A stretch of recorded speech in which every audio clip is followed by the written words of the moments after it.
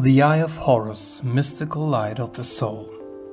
The sun god Ra presided over the ancient Egyptian pantheon, and he was the originating deity of mankind. The light of Ra created the essential existence of all things on earth and affected the cycles of life. Therefore, the absence of the sun god implied darkness, death, and the awakening of evil. The old Egyptians supposed Ra to descend into the sea at dusk and believed he went on his nightly sea travel. In the morning he arose and appeared as a red sun eye on the horizon. Accompanied by his daughter Ma'at, the goddess of world order, he traveled on his sunboat along the firmament and sent his light down to earth. That light was embodied by the golden hawk Horus. The two eyes of Horus represented the heavenly bodies, sun and moon. A famous Egyptian myth is about the conflict of Horus and his opponent Seth, god of gloom.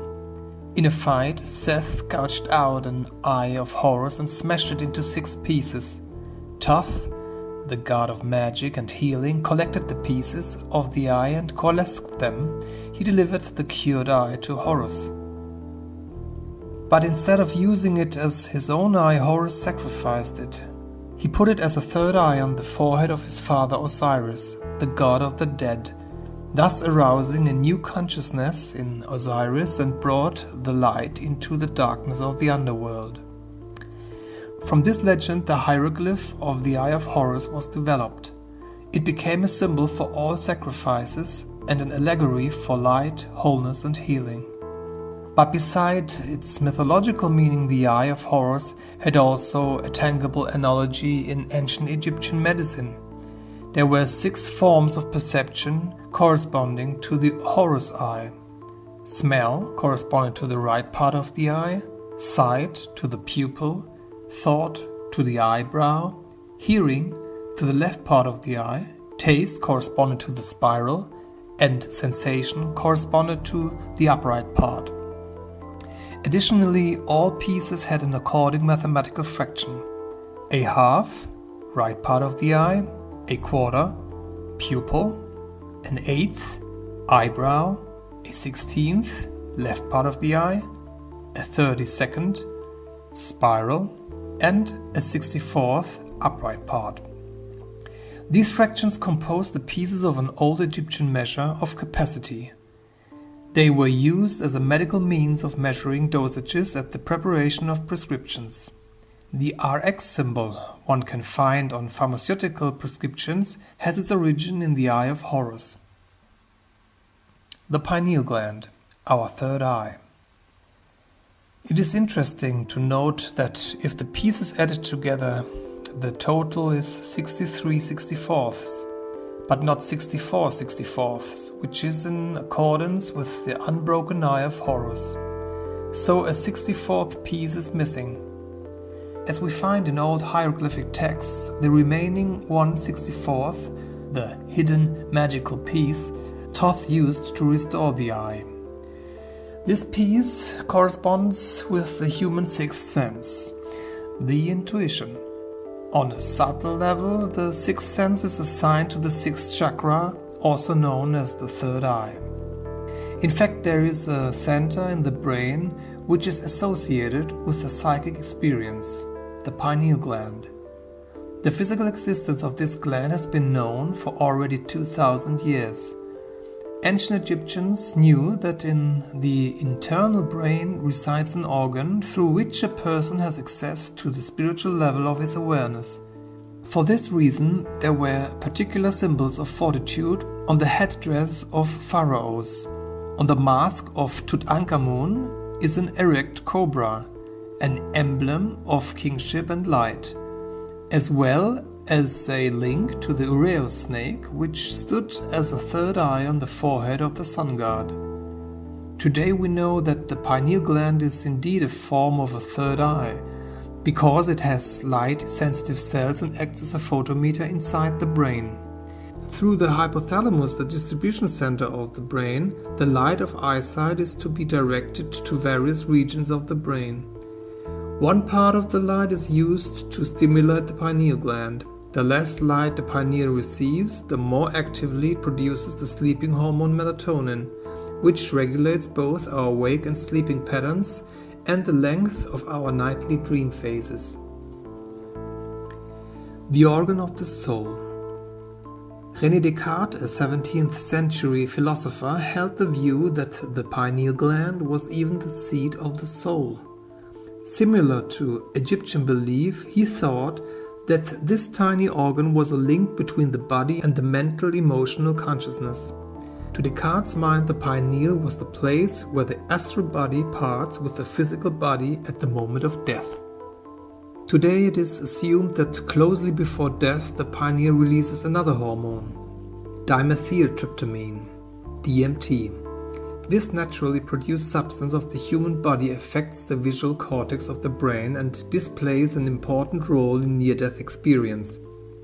DMT is also contained in the Amazonian plant Banisterium caapi. Native medicine men use this shamanic plant, so-called ayahuasca, in their initiation rituals. With the potion from the brew of this plant, in a state of trance, the adept experiences the secret of life and is brought to the gates of the afterlife. In the mysteries of ancient Egyptian religion, the initiate had to undergo a similar experience. It was believed that through death the soul was enabled to fade to a higher world. At the moment of death, the ba, part of the soul or karma, was released from the body in the shape of a bird, and so the soul was taken to the underworld by Anubis, opener of the way to afterlife. At the dead court in the underworld, the soul had the chance to be excused from its sins that the deceased had committed in life. On the so-called scales of truth, the heart of the deceased was weighed against the feather of Ma'at. If the heart and Ma'at were in balance, the dead had passed the test. So he was taken by Horus to the throne of Osiris, where he received his judgment. If the judgment was positive, the soul could reunite with the body and was ferried in the sunboat of Ra to the higher world.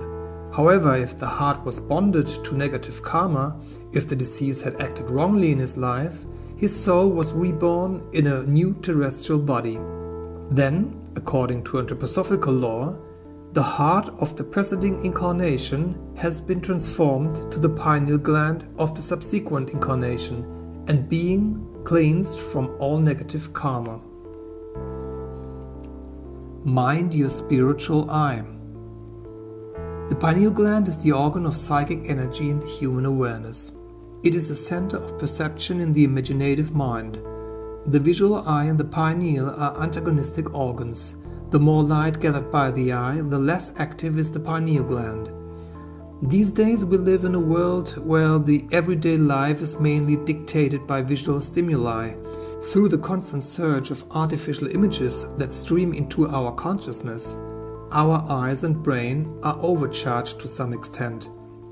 Beyond that, our body and our environment are polluted by inferior light quality, such as from neon light and energy-saving lamps.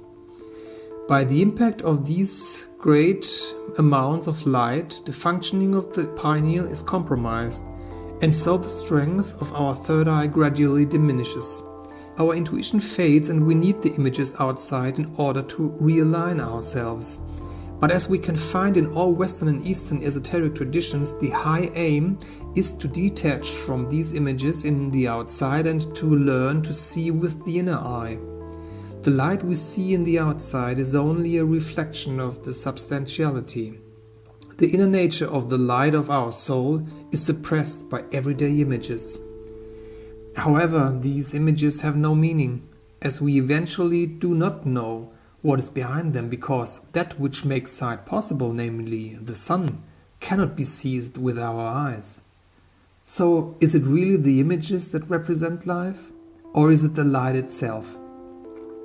Only when we abandon the everyday images, the essence of our soul will be revealed to the self. That is the moment when eyes start to shine and the light of our own essential nature becomes illuminated. To find and preserve this radiance in our eyes is the meaning of life. Thus, the eye itself becomes sun-like, and the body becomes a lively source of light.